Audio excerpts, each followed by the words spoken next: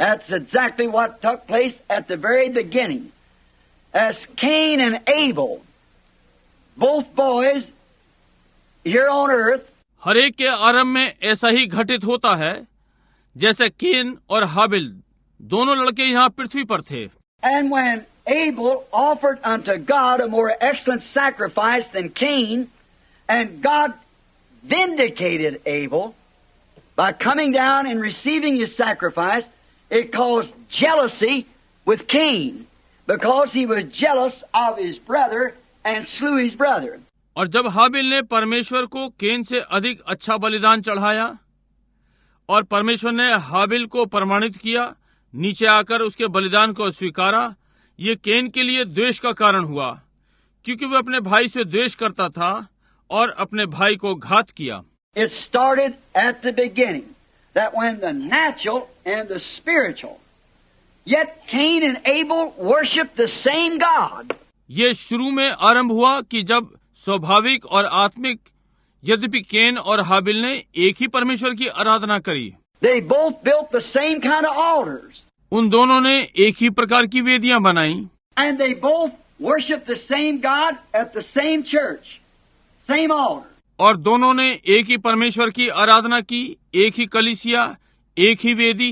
But Cain, by carnal reasoning, brought in the fruits of the land and laid them upon the altar as a sacrifice, thinking that surely that this would answer to God for an atonement. परंतु केन शारीरिक कारण भूमि के फल लेकर आया और वेदी पर बलिदान के समान रख दिया, सोचते हुए कि ये छुटकारे के लिए परमेश्वर को उत्तर देगा।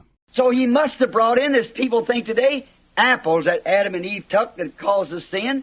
इसलिए उसे ऐसा ही लाना चाहिए जैसा आज लोग सोचते हैं, सेब जो आदम और हवा ने खाया और पाप का कारण हुआ। And whatever, I think now they got it down to a pomegranate or something. Now some of them said not long ago it was something else. और जो भी है, अब मैं सोचता हूँ वे अब अनार पर आ गए हैं। अधिक समय नहीं हुआ, उनमें से कुछ ने कहा ये कुछ और था। But Abel had the right sacrifice. He knew that it was blood that did it, so he brought a lamb. और परंतु हाबिल का बलिदान ठीक था। वो जान गया था कि ये लहू था जिससे ये हुआ, इसलिए वो मेमना लाया। And when God received his, now Abel, by faith, by revelation, no other way, there was no Bible written. और जब परमेश्वर ने उसका स्वीकारा, अब हाबिल ने विश्वास से प्रकाशन के द्वारा, कोई और मार्ग नहीं, कोई लिखी हुई बाइबल नहीं थी। So you see, the beginning of righteousness is God's revealed truth. Amen. And the entire church of the living God is built upon that. Amen. इसलिए आप देखिए, धार्मिकता का आरंभ परमेश्वर का प्रकट हुआ सत्य है और सारी परमेश्वर की जीवित कलीसिया इसी पर बनी है। Jesus one day coming off the mount said to his disciples, "Who does man say I, the Son of Man, am?" यीशु एक दिन पहाड़ से उतर रहा था, अपने चेलों से कहा, मनुष्य के पुत्र को लोग क्या कहते हैं? One said you're Moses, and the other say you're Elias, and you're Jeremiah, or one of the prophets. एक ने कहा तू मूसा है, दूसरे ने कहा तू एलिया है और तू यिर्मयाह या कोई भविष्यद्वक्ताओं में से एक। He said, "But who do you say that I am?" उसने कहा, परंतु तुम मुझे क्या कहते हो कि मैं हूँ? That's when the apostle Peter, inspired of God, quickened by the Spirit, made that tremendous statement, "Thou art the Christ, the Son of the living God." यही जब प्रेरित पतरस परमेश्वर से प्रेरित आत्मा के द्वारा जिलाया हुआ जोरदार बयान दिया, तू मसीह है, जीवित परमेश्वर का पुत्र। Notice the statement, "Blessed art thou, Simon, son of Jonas. Flesh and blood has not revealed this to you. My heavenly Father has revealed this to you." बयान पर ध्यान दें, धन्य है तू शमौन योना के पुत्र, मांस और लहू ने तुझ पर यह प्रकट नहीं किया, मेरे स्वर्गीय पिता ने ये तुझ पर प्रकट किया है। Thou art Simon, upon this rock. What rock? तू शमौन है, इस पत्थर पर। क्या पत्थर? Now the Catholic says upon Peter, the rock, little stone. अब कैथोलिक कहते हैं पतरस पर, पत्थर, छोटा पत्थर, And the Protestant says, upon Christ the rock. और प्रोटेस्टेंट कहते हैं मसीह पर पत्थर। Not to be different, but it was upon the revelation that Peter had who he was. अलग होने को नहीं, परंतु ये प्रकाशन पर था जो पतरस के पास था कि वो कौन था। No man can come to me, said Jesus, except my Father draws him, and all the Father has given me will come to me. मेरे पास कोई मनुष्य नहीं आ सकता, यीशु ने कहा, सिवाय कि मेरा पिता उसे खींच न ले, और सब जो पिता ने मुझे दिया है मेरे पास आएगा।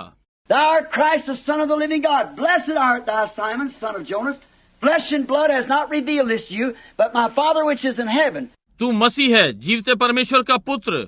धन्य है तू शमौन, योना के पुत्र। मांस और लहू ने ये प्रकट नहीं किया, परंतु मेरे पिता ने जो स्वर्ग में है। Upon this rock I'll build my church, and the gates of hell can't prevail against it. Amen. इस पत्थर पर मैं अपनी कलीसिया बनाऊंगा और अधलोक के फाटक उस पर प्रबल नहीं हो सकते। Spiritual, revealed Word of God. परमेश्वर का प्रकट किया हुआ आत्मिक वचन। Notice, Abel by faith in God offered a more excellent sacrifice. ध्यान दें, हाबिल ने परमेश्वर पर विश्वास से और अच्छा बलिदान चढ़ाया। And the carnal believer thought that it was the works of his own hands, that in his fruits and his beautiful offering that he brought that God would recognize, and it made a clash. और शारीरिक विश्वासी ने सोचा कि ये तो उसके अपने हाथों का कार्य था कि उसके फल और उसकी सुंदर भेंट जो वो लाया उसे परमेश्वर मान्यता देगा, और ये टकराव हुआ। We find that Abraham and Lot had the clash. हम पाते हैं अब्राहम और लूत को टकराना था। We find that Moses and Dathan, Korah had the same clash. हम पाते हैं कि मूसा और दातान और कोहरा में यही टकराव था।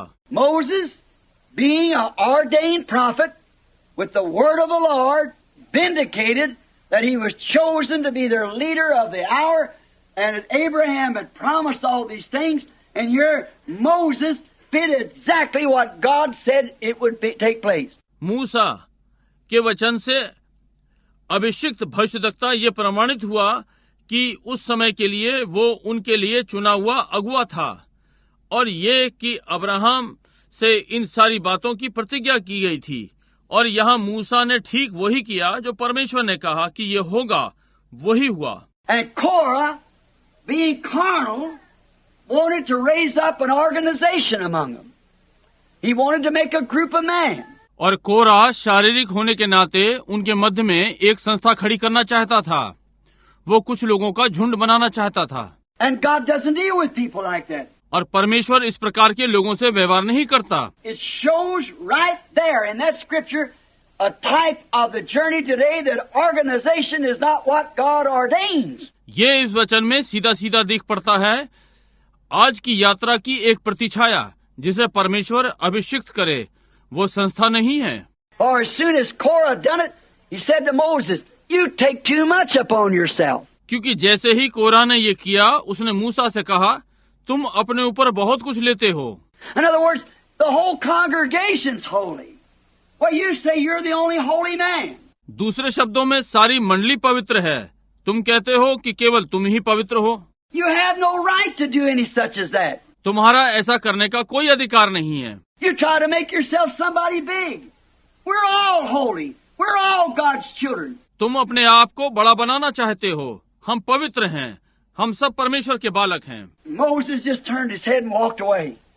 He said, "Lord, what will I do?" और बस मूसा ने अपना मुंह फेरा और चला गया। उसने कहा, प्रभु मैं क्या करूंगा? God said, "Separate yourself from him. I've had enough of it." And he swallowed him up in the earth. परमेश्वर ने कहा, अपने आप को अलग कर, अब ये अति हो गई है मेरे संग, और वो उसे भूमि में निगल गया। See, there was a clash. When the carnal and the spiritual meets, there's always a clash. देखिए, वहाँ एक टकराव था। जब शारीरिक और आत्मिक मिलते हैं, वहाँ सदा टकराव होता है। When Judas and Jesus met, there was a clash. One the son of God, the other the son of Satan. जब यहूदा और यीशु मिले वहां टकराव था, परमेश्वर का पुत्र दूसरा वाला शैतान का पुत्र। Just like Cain and Abel, there was a clash when they met. One of them was a treasurer of the church and the other a pastor. जैसे केन और हाबिल जब वे मिले तो उनमें टकराव हुआ, उनमें से एक कलीसिया का खजांची और दूसरा एक pastor. And as now we come in this day to the same thing again. और अब हम इस दिन में आते हैं फिर उसी चीज पर। The carnal denomination to the spiritual bride of Christ. शारीरिक नामधारी मसीह की आत्मिक दुल्हन से। The spiritual bride of Christ is so much different from the carnal organizations till there's no comparison in them at all. मसीह की आत्मिक दुल्हन उस शारीरिक संस्थाओं से इतनी भिन्न थी, यहाँ तक कि उनमें कोई तुलना नहीं। Now notice, the natural always tries to type the spiritual. अब ध्यान दें, शारीरिक सदा आत्मिक का प्रतिरूप बनने का यत्न करता है। But as in Jacob and Esau, it will not work. It will not. परंतु जैसा याकूब और एसाव में ये कार्य नहीं करेगा, ये नहीं चलेगा। Now when it comes to doing good works, I believe that Esau actually was a better man than Jacob in the sight of man. अब जब ये अच्छे कार्य करने की बात आती है, मैं विश्वास करता हूँ वास्तव में एसाव याकूब से अधिक भला व्यक्ति है मनुष्य की दृष्टि में। He tried to take care of his dad. He was blind, a prophet. उसने अपने पिता की देखभाल की, चिंता की, वो अंधा था, वो एक भविष्यद्वक्ता था। And all these things that he tried to do, but yet Esau didn't think about that being just carnal work. और ये सारी चीजें जो उसने करने का यत्न किया, परंतु फिर भी एसाव ने शारीरिक कार्य करने के विषय में नहीं सोचा। He thought he could get in by what he done, do something good for somebody, which was all right. उसने सोचा वो अपने किए के द्वारा भीतर जा सकता है, किसी के लिए कुछ अच्छा करो जो कि ठीक है। But Jacob, his whole soul was to get that birthright. And that's what God recognized in him spiritual. परंतु याकूब वो अपने पूरे प्राण से उस जन्म सिद्ध अधिकार को पाले, और यही परमेश्वर ने उसमें आत्मिक मान्यता देखी। Notice, and it's always caused the natural to hate the spiritual. ध्यान दें, और सदा ही यही कारण रहा कि शारीरिक आत्मिक से घृणा करे। It caused Cain to hate Abel. It caused Korah to hate Moses. It caused Judas to hate Jesus. And on it goes. यही कारण था कि केन ने हाबिल से घृणा की, कोरा ने मूसा से घृणा की, यही कारण कि यहूदा का यीशु से घृणा का कारण, और ये और आगे चलता है। It causes the natural to hate the spiritual, just as Cain at the beginning hated Abel, the one that God received the sacrifice from, and tries to destroy them. यही कारण है कि शारीरिक आत्मिक से घृणा करता है, ठीक जैसे आरंभ में केन ने हाबिल से घृणा की, एक वो जिसका बलिदान परमेश्वर ने स्वीकार किया और उसे घात करने का यत्न किया। They tried to destroy the influence. यहाँ तक कि उसके प्रभाव को नष्ट करने का यत्न किया। They tried to destroy everything because it's nothing but jealousy. उन्होंने हर चीज नष्ट करने का यत्न किया, क्योंकि ये और कुछ नहीं, केवल द्वेष था। It started in Cain and proved that it was jealousy, and it's still the same thing today. When the natural, the carnal, and the spiritual meet together. ये केन में आरंभ हुआ और सिद्ध हुआ कि ये द्वेष था, और आज अब भी यही बात है जब स्वाभाविक, शारीरिक और आत्मिक एक दूसरे से मिलते हैं। It proves it's Satan, no other way, because jealousy comes from Satan. ये सिद्ध करता है कि ये शैतान है, कोई और मार्ग नहीं, क्योंकि द्वेष शैतान की ओर से आता है। And that causes an impersonation of the truth. Somebody to try to impersonate something that isn't, they are not ordained to do. और फिर सच्चाई की नकल का कारण बनता है, कोई किसी की नकल का यत्न करता है जो कि नहीं है, वैसे करने के लिए अभिषिक्त नहीं है। How much of that have we seen in this last days? Oh my, how much of it? इन अंत के दिनों में ये कितना दिखाई पड़ता है, ओह ये कितना है।